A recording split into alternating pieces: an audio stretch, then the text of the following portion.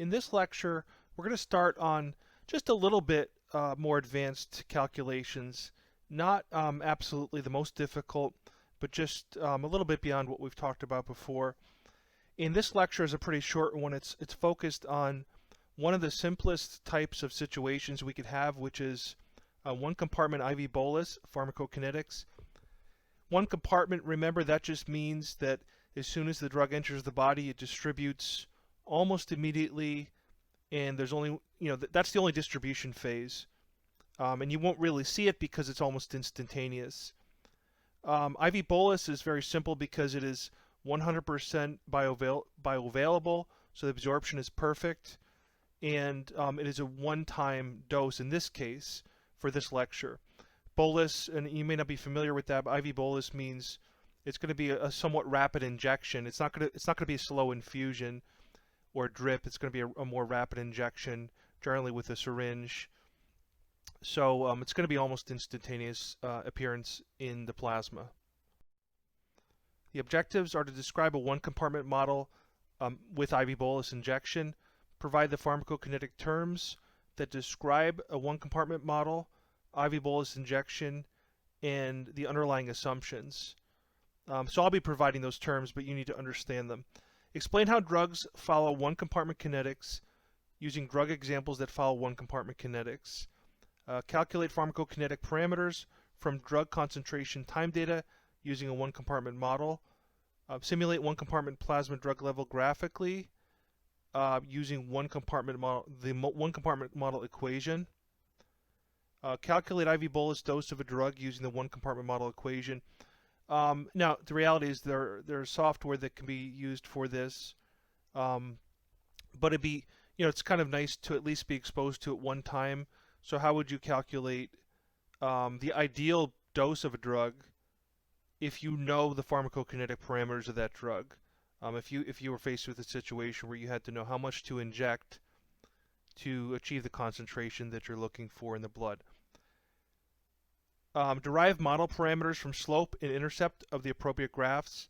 That might sound a lot harder than it is, so please don't get too concerned, and you'll see that it's not terribly difficult. So just an introduction here. IV bolus, or rapid administration, it is sometimes used in critical care. If someone has an arrhythmia or sepsis, you might want to get for example, a high amount of antiarrhythmic or antibiotic in there, maybe as a loading dose, sometimes as a one-time injection, but sometimes, just to get them started, to get that blood concentration up a little bit higher. Even though, again, sometimes that might be used as a loading dose or the higher dose, and then you would give subsequent doses that are smaller. In this lecture, we're not going to talk about those subsequent doses. We're going to keep it simple. Talk about that initial dose.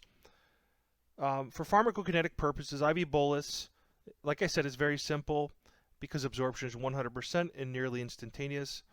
That means the only processes influencing the drug concentration, if you think about it, it makes sense. That's distribution and elimination. So we don't have to factor in absorption kinetics. The only kinetics that are in the equations are going to be distribution and elimination. And again, the body is treated as a single compartment, and the drug distributes in one phase and nearly instantaneously.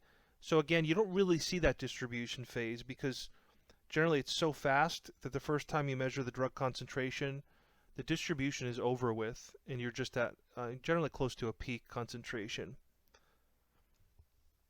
Elimination is described by the elimination rate constant, or KEL. That is just the fraction of drug eliminated per unit time, and usually it's per hour. And again, I want to emphasize one more time, and I'll probably do this again later, but emphasize that even though the KEL is the fraction of drug eliminated per unit time, remember, even though the KEL doesn't change, because the drug concentration is changing over time, right? That basically means that the equations we use are going to have to account for that constant change in drug concentration per unit time. So the KEL is always going to be the same, but then you're always going to be multiplying it by a different total drug mass or total drug concentration at each period of time. And you're not going to do that manually. The equations are designed to account for a constant change of drug concentration in kind of like a recalculation of that, basically multiplying the KEL times the drug concentration in a kind of integrated manner or over time. The one compartment IV bolus model has very few components. Some of the things that we need to be aware of would be the total drug in the body, the volume of distribution, and the KEL. The dB, again, is the total mass of drug in the body, and what I'm going to usually use instead of that is this, basically this term, volume of distribution times plasma concentration. That is more typically used in a lot of these equations. So that's pretty much equivalent. Hopefully that makes sense, that the total mass of drug in the body can be determined by knowing the volume that it's distributed into and the concentration, and then you can easily get the mass. So basically those are interchangeable. Elimination is usually a first order process. That means a constant percent eliminated per unit time, or constant fraction, not a constant mass for most drugs. That's usually made up of metabolism and excretion. Of course, some drugs are not metabolized. All drugs have to be excreted at some point. So, sometimes the KEL might not have much contribution from metabolism, or the Km here. The rate expression is shown down here. Again, change in the drug in the body, the drug mass in the body, that's the total drug mass over unit per unit time, equals the negative KEL times the remaining drug in the body. So remember, the remaining drug in the body is always changing, right? So we have to have an integration, or we have to have an equation that accounts for a constant change, and that would be if we, and again, I'm not going to ask you to do this to integrate it, but you would get the log of the drug in the body times negative KEL times time, okay, and that's how long after the dose, or the time after the dose, divided by 2.3 plus the log of the drug in the body at 0. That means at time 0. Okay, so the whole point is with this equation is that if you want to know how much drug is in the body at a certain time, you would put the time factor in here that you're interested in, generally in hours. You have to stick with units. So the KEL is per hour, so your time would be in hours. And this is the unknown, is how much drug is in the body. What you do know is how much drug should be in the body at time 0, which would be the total amount that you injected. Okay, but we can actually break this equation down more and make it something more useful. So we'll move on and do that. So if we take that equation that we just talked about on the left here, convert this total drug mass in the entire body to the other expression, which is volume of distribution times plasma concentration, then we can actually end up solving for plasma concentration. So I just did that conversion. So this dB here and this dB here, we've broken each one into these two terms and multiplied them. So the CP is really the main unknown here. That's the real unknown that we're looking for. That's the plasma concentration at any time. The T is going to be time in hours because our KEL is in hours. So we want to stick with the same units. So the only thing we're going to solve is CP. The rest of this we should be able to figure out or have already have that information. So the volume of distribution is a constant that we'd have to have ahead of time. The time is up to us, whatever time we're interested in determining the plasma concentration for. The KEL is a constant that we should know ahead of time. The CP0 is the plasma concentration at time 0, which is, in our case, because we're talking about IV bolus, it means the plasma concentration at the peak right after injection. And we can calculate that, and I have a quick example on the next slide.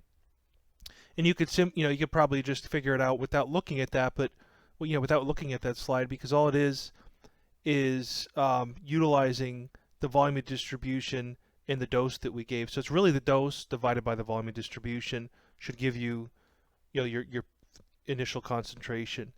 And again, you'll see that in a little bit. So again, this is just reiterating what the constants are. The plasma concentration is not constant, but again, the VD is, and the KEL would be a constant as well.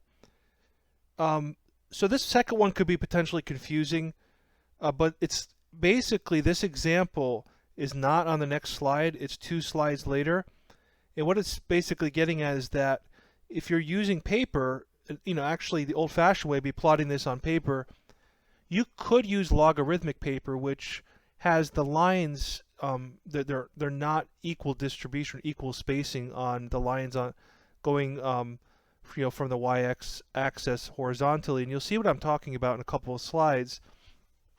And that would allow us to plot the numbers without modifying them or taking the logarithm, because the graph itself has a logarithmic separation, and you'll see what I mean in a little bit.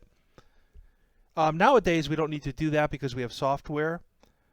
So we would usually have the software generally plot the log of the numbers, or it wouldn't even necessarily need to do that because it could figure it out using a more complicated equation to figure out the CP at any time.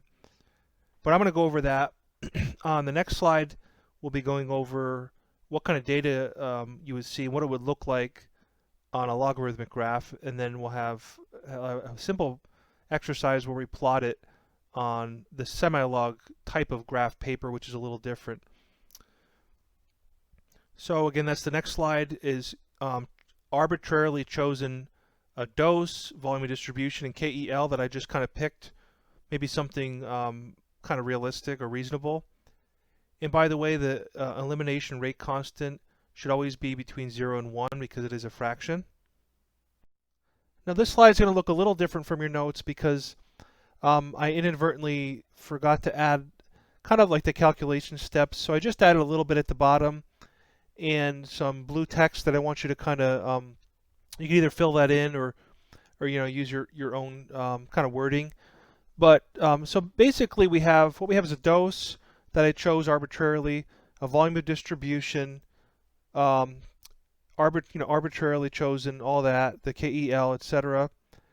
And you can quickly calculate the concentration at time 0 if you divide 300 divided by the volume of distribution. So that would milligrams divided by, that's milligrams over liters, so it should be milligrams per liter. So it's that simple. In an IV bolus, because it's 100% absorption, the concentration at time 0 after it's all injected should be very easy to calculate from the dose and the volume distribution. And remember the equation on the previous slide, which is right down here. We can start by just solving just for this whole expression on the left. So that would be like basically solving, consider that your x, or your main factor that you're trying to solve for. And if we plug in everything on the right, and we should have all that, KEL, time, we'll say for now time 0, 2.3 is going to always remain the same. Volume distribution is always the same. The plasma concentration at time 0, we should be able to figure that out, like I said, just up here, based on the dose and the volume distribution. So of course we have to have some of these terms predetermined in a database or experimentally determined in order to solve the other ones.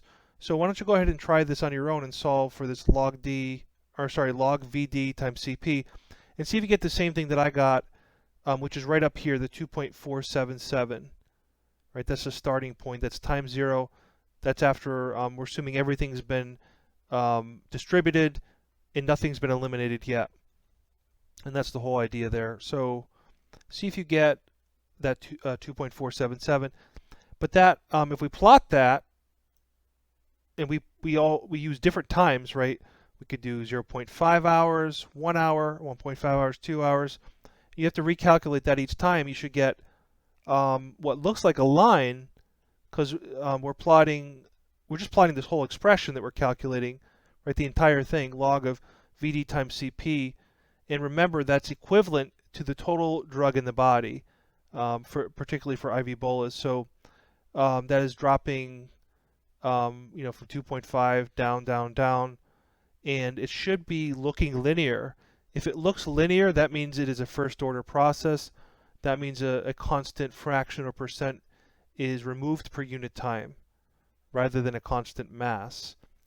Um, Please be aware that the graph on the bottom is not the same data converted. It's actually we're solving for the actual plasma concentration, whereas this really is equivalent to the total drug in the body, the total mass. Now the concentration is going to be a little different. So what you have to do is take, well, one way to do it, probably the easiest way, is to take this expression. Remember, we just solved for that. And for instance, if we want, well, at time 0, we already solved for this, it's 2.477.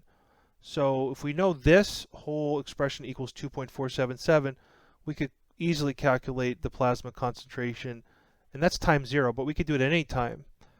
And what you would do is, remember, if you want to cancel the log or move it to the other side, so we want to cancel from this side on the left, so we would raise both sides, raise 10 to the value of both sides. So that means, first of all, and I skipped one step here, hopefully you could quickly figure that out, but basically if I've raised 10 to 2.477, that canceled out the log, and then the only thing that would have been remaining after that log was gone was the VD. So you're dividing to cancel that, or sorry, to manipulate that and move it, dividing by the VD, and then you get the plasma concentration. And the units are going to be based on, well, the units are going to be based on the CP, well, basically what you entered into the equation. So remember, we entered in CP milligrams per liter. Basically, I'm sorry, let me clarify. The units are going to be based on the dose that you gave. That's what I meant to say. Units are based on the dose. So if you gave the dose in milligrams, and you calculated basically the plasma concentration at time 0 in milligrams per liter, right? We're sticking with milligrams. So that means your final answer is going to be milligrams, right? We're going to stick with that. So now you should be able to do this, if you calculate this at any time, right, using this top equation, then you can manipulate that and calculate the actual plasma concentration at any time, and that's what it should look like. So please on your own try just a few of these, maybe 0, 1, and 2, something like that, hours, and then see if you get the same plasma concentrations. What I also want you to be able to identify from this is, if you look at this plot, we'll see right at time 0, it's already dropping, and there's no, on this semilog, or log, is really just the log on the y-axis and linear on the x-axis. We're not seeing a curve. Now, it's true that this is the drug mass, but it shouldn't matter the drug mass or the drug concentration on a log scale should be linear, right? And if that curved and then it became linear later on, that would mean it's more than one compartment. So to identify a single compartment, we'll come back to this and compare the two, but to identify a one compartment, you're going to have one single linear phase on a log lin, which is a semilog plot. And if you look on the this is just a linear of plasma concentration, linear plot, because it's going up 5, 10, 15, 20, and it's not logarithmic. So basically, we are seeing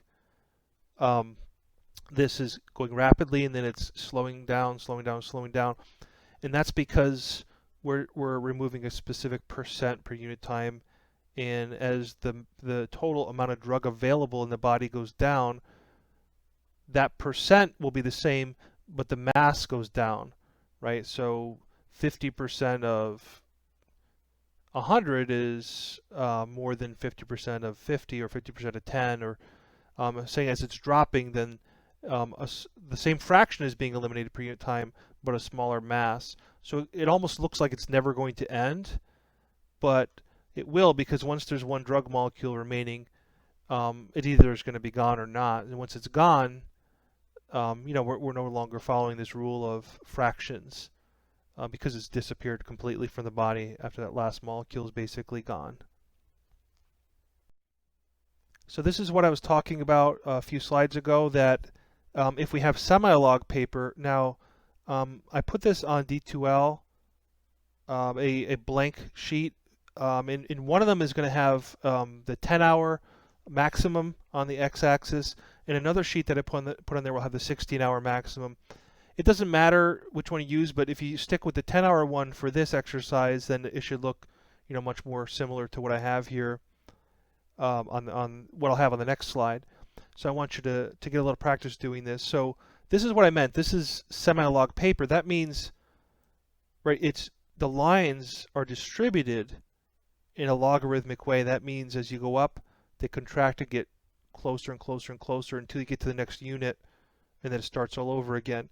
And all that means is that what we can see is that if we do have a first order process and we just plot the absolute raw values without converting them to log, we just plot the concentration without converting it to log, we should still see a line, because the graph is designed to convert it to look like a line on that, just when you're using the unmodified, the raw values without logarithm. So let's try plotting the following data for a 500 milligram dose of a different drug. Okay, so first you must determine the zero time point, or y-intercept, by drawing a line. So just for practice, try to basically plot at time 2, 4, 6, and 8 hours. Try to make a point approximately at these plasma concentrations. That I had to give you these. You couldn't come up with these on your own. This is something I gave you ahead of time, and you should be able to use these then to figure out what would have happened at time 0. So we're going to kind of extrapolate and see what that comes out to be. So again, at we'll just for example say 8 hours, you're going to go up and try to find a little bit over 0.5, which would be a little bit over here. Just be it could be a rough estimate, but try to do your best, because this is a logarithmic scale, a logarithmic distribution of the line, so it's going to be a little challenging. But do your best and then see if you can draw a line. See if it's linear. If it's linear, then try to draw a line through it and see where it meets the the y-intercept over here. See where it meets, and then that should give you your plasma concentration at time 0. So please do that before you proceed, but I'm going to go ahead and move on. So pause it and try that quickly, and then well, take whatever time you need, but it shouldn't be too long. And then I'm going to move on to the next slide and show you what it would look like approximately. So this is what it'll look like, hopefully on your plot. It should be linear, and again, because this is a logarithmic distribution, that means this is not a zero order process. That means it's a first order process. So if you draw a line through that, you should get close to 20. Now, if you wanted to, technically you could take the slope of this. Now, and I'm not going to do this on this slideshow. We're going to do that on a different slideshow. But if you actually did take the logs of these, right, and then calculated a slope, then you could also calculate that y-intercept. The reason why I say that is you'd have to take the reason why I say you'd have to take the logs first is because this is artificially linear. Remember, this paper is not normally graphing paper and things are not normally distributed this way, where the lines contract. So this kind of giving you an artificial linear perspective. And what I'm saying is, if you wanted to get it linear on a graph that wasn't distributed this way, right, that just had even spacing, even like basically like 1, 2, 3, 4, and basically even each time, so it wasn't this special paper, then you would have to take the logarithm. That's the only way at that point you would get an actual line and have a useful equation that you could extrapolate back to the y-intercept. We're not going to do that in this slideshow. What I want you to do is keep that in mind, that estimate, the 20, hopefully you got around 20 milligrams per liter. That's your estimated plasma concentration at time 0. So remember that as we proceed. So now with your calculated CP0, technically it's just estimated because we just drew a line this time. Then you can calculate the volume of distribution using the IV bolus dose that we gave. The dose was 500 milligrams. Okay, that'd be up top. The CP0 now we know. The volume of distribution is what we're trying to figure out. Now remember that one of the most important things is that the mass units should be the same. So the dose, if that's in milligrams, the concentration should have a milligrams as the top unit. And of course the bottom unit is volume. So that also means whatever VD you calculate, your volume distribution, you want that unit to be the same as well as the volume unit in the concentration. So you'll see as we proceed here. So your concentration was estimated to be 20 milligrams per liter. Your dose was 500 milligrams. That means the volume of distribution should also be in liters because your concentration is in liters, right? So when in doubt, your unit should be consistent, pretty much in every case that I could think of. So VD equals, again, you're going to manipulate that very easily. 500 divided by 20 equals 25 liters. Okay, so I want you to think about what the plasma concentration normally is, if you could remember, and then think, is 25 liters, is that just distributing into the plasma, or is it distributing significantly more than in the plasma? So on this slide, I wanted to show you how you can use the equation that we talked about initially to calculate the KEL. So if we have everything else, which we do in this case, so we're going along with the same story or the same example. So we have the VD, we have the CP at time 0, at least estimated. Okay, and it's important to also have the concentration at a later time point, and we have that too, right? We have the concentration at time 0 and the concentration at a later time point, and then we can calculate the KEL. So I just arbitrarily chose 8 hours because we have that data. So I'm going to go to step at a time here. Again, I'm not writing it out, and I don't know if that's going to be, for some people maybe better, some people maybe not. So I hope for the most part it's useful. I'm doing it this way because I know it'll be correct every time. So I'm going to reveal these one step at a time. So this is the equation that we started with. So we're going to want to get to the KEL though, because the KEL will allow us to determine the half-life, and half-life is actually clinically useful to know. Okay, so remember logs. If you're taking the logarithm of a multiplication here, you could separate out, right, each factor, separate those out and add them, and that's the same thing. That's equivalent to multiplying them, the log of those. Okay, so we've separated them out on both sides, so we're doing a step at a time. And all I'm doing is entering the data that we already have, the 25 liters, the plasma concentration. Okay, so that's a plasma concentration at 8 hours. Okay, so keep that in mind. And then here, then the volume distribution is not going to change. This is a plasma concentration at time 0, the 20. Okay, so we're going to proceed. Okay, so I've taken the logs of those values, so we're doing it nitty-gritty here a little bit at a time, just to show you each step. So this is what I got for the logs of these values. Okay, here and here. So what else could we do? We can manipulate it. So now we're going to push these guys, just for now we're going to push these guys to the other side by subtracting them from this quantity. So we get negative KEL times T over 2.3 equals negative 1.59. But we want the KEL, so we'd have to multiply this negative 1.59 by 2.3 to get it out of there, and then divide by the time. And this is the negative KEL, so that turns out to be, well, all I did was add the time there, and that's 8 hours. So keep that in mind that we chose the 8-hour time point, and that's why we use the 8-hour plasma concentration here. Remember, the CP is always whatever time you choose, whereas the CP0 is always 0 hours. Okay, and that ends up being negative 0.46. Okay, so that means if we get rid of the negatives, that's going to be the actual KEL is 0.46. That means 0.46 is the fraction of drug eliminated per hour. Okay, so that's going to be easy at this point to start converting that to a half-life, and we'll see that coming up now.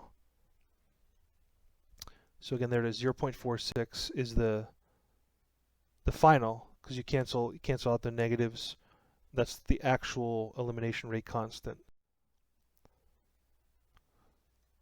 So we discussed half-life in the distribution lecture. So remember, just to remind you, that the half-life, or the elimination half-life, is the time it takes for the plasma concentration to decrease by 50%. A half-life does not change with concentration, right? A half-life is a constant. VD is constant. KEL is constant, right? So half-life does not change with concentration. Otherwise, basically, if something does not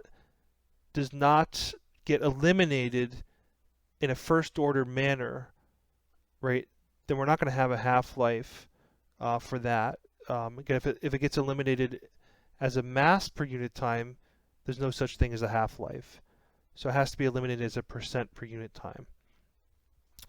Okay, so it doesn't exist for zero order, but it does exist for first order elimination.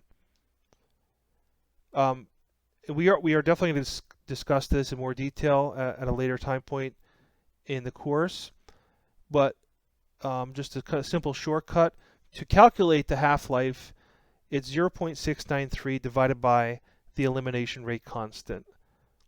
Okay. For our example, if we use this equation, we'll get 1.51 hours.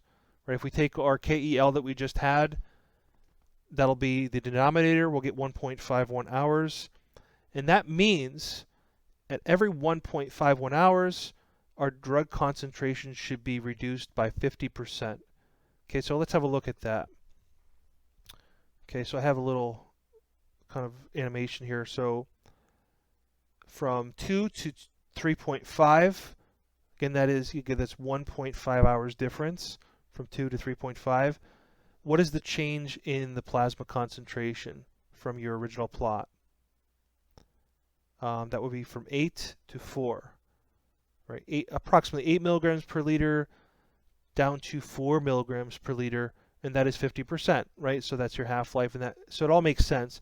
So the whole idea is to check that on the actual plot to make sure that it makes sense. So the kind of thing I would want you to do on an actual assessment or exam question would be, again, being able to plot something like this, being able to estimate the y-intercept, which is the plasma concentration, and then from that point on, being able to get a half-life through all the steps that we just took, being able to get all the way to the half-life, and then being able to tell me what a half-life actually means.